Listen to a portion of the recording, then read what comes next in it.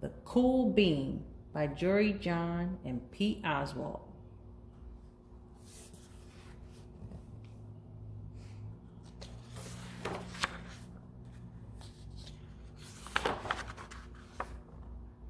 Watch out, here come the cool beans. The cool beans. Oh yeah, check out how they move. Look at the way they swagger. Notice their sunglasses. Yow! The cool beans are known all over school, from house to house, across town, beyond county lines.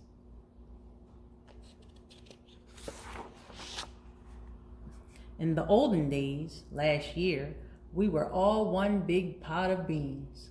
We were a mixed bag, but somehow it worked. Yep, those were the good old days. And then we stopped seeing each other as much. That's just how it is sometimes. You spend less time together, even though you're not totally sure why.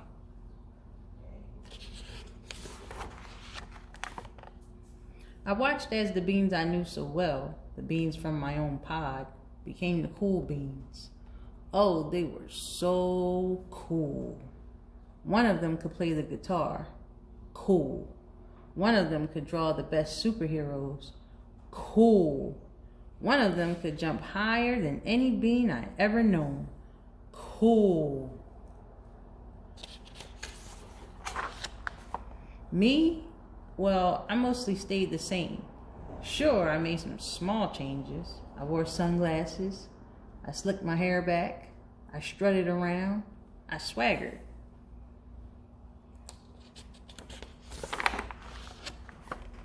I would still pick last for everything. My clothes never seemed to fit. I snorted when I laughed. I walked into stuff. I was an uncool bean for sure. I started thinking of myself as just a common bean with no special skills. I couldn't compete, so I didn't even try. I'd never be a cool bean.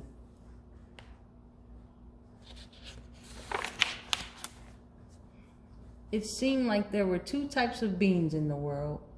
There were the cool beans and the beans like me.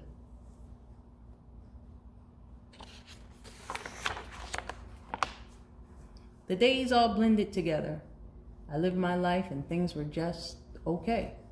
I took tests and ate lunches and mostly kept to myself.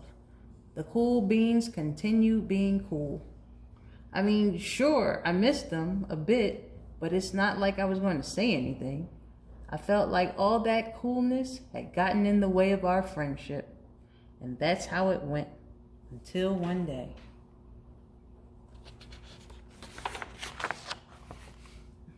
I was in the cafeteria.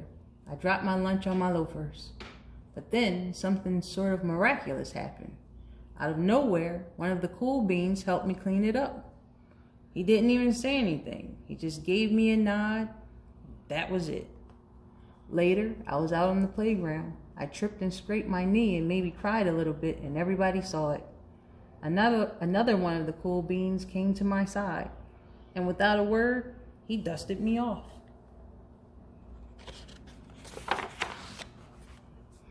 That afternoon, I was sitting in class. I wasn't really paying attention. I didn't notice, but our teacher had called on me.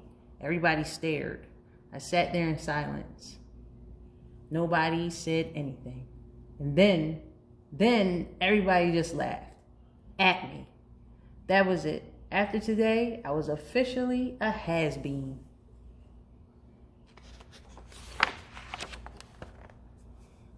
But then one of the cool beans stood up and came over to me. Everybody watched. She leaned in close and whispered, "Hey, the teacher asked you to read from page 32. Then she gave me a quick wink and went back to her seat.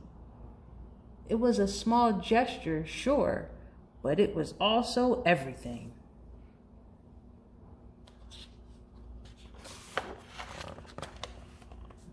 I walked home with a goofy smile on my face. I smiled all the way through dinner. That day made all the difference. It was a day that could have been really bad if not for the kindness of a few cool beans. It gave me a shred of confidence that shred of confidence has continued to grow. Somebody had my back, or a few somebodies.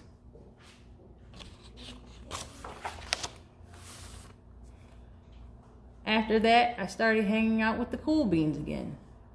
Not all the time, but sometimes. At lunch, after school, even on the weekends.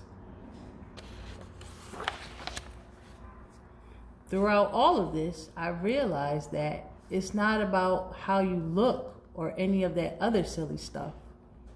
It's about a wink or a nod or a smile at just the right moment.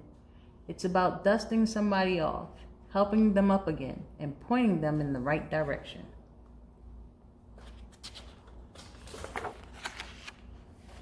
Now that's cool.